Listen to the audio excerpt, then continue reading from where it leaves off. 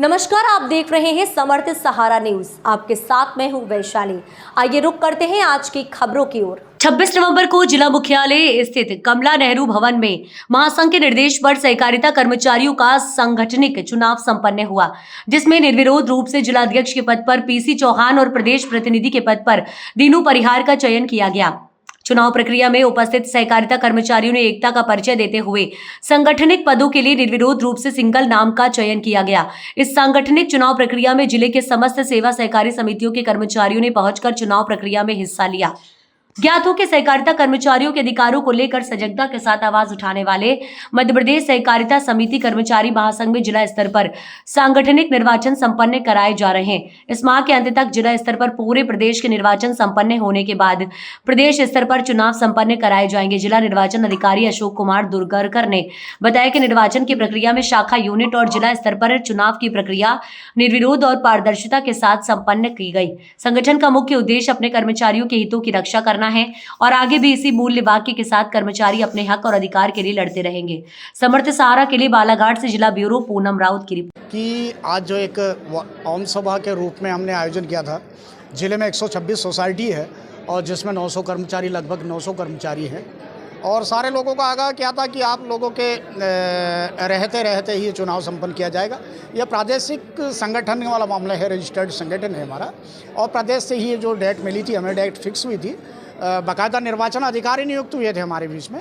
तो प्रदेश की ही मंशा है सब चुनाव कराना, बारी बारी से सारे जिलों को टाइम दिया गया था और 26/11/2024 हमें बालाघाट जिले के निर्वाचन के लिए हमें दिया था।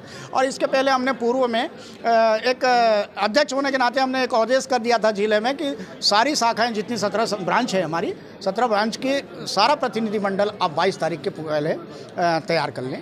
तो सारे निर्वाचन जिले के हो गए हैं पूरी ब्रांचों में।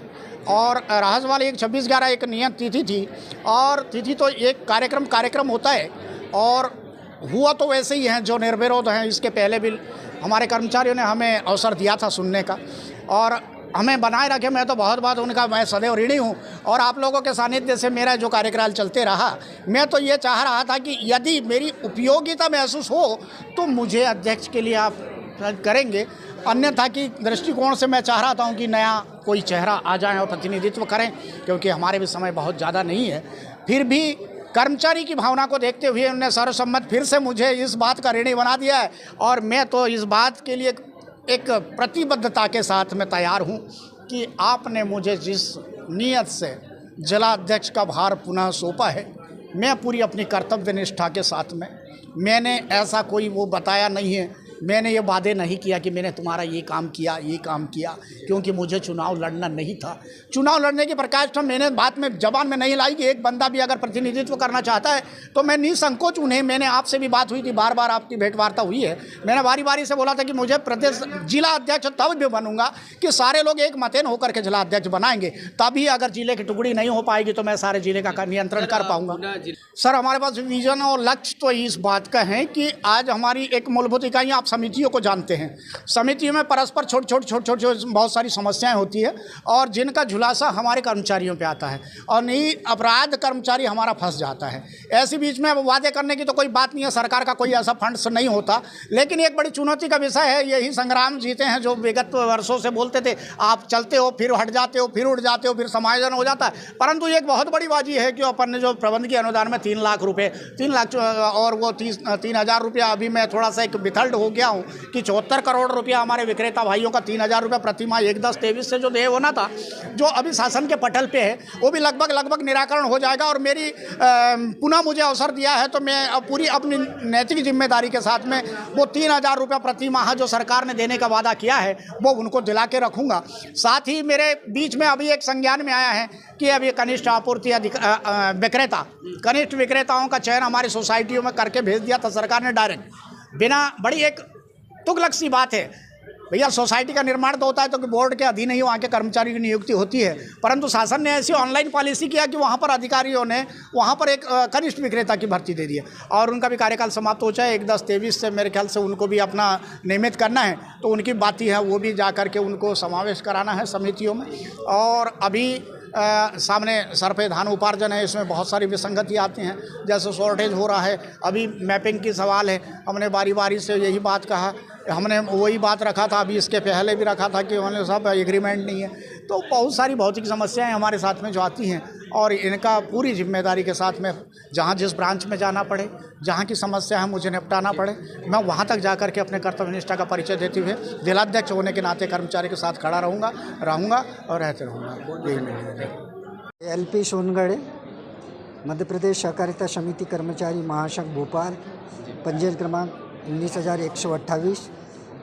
आज बालाघाट जिला में निर्विरोध चुनाव संपन्न कराया गया, जिसमें हमारे निर्वाचन अधिकारी श्री अशोक दुर्गुवरकर के द्वारा संपन्न कराया गया।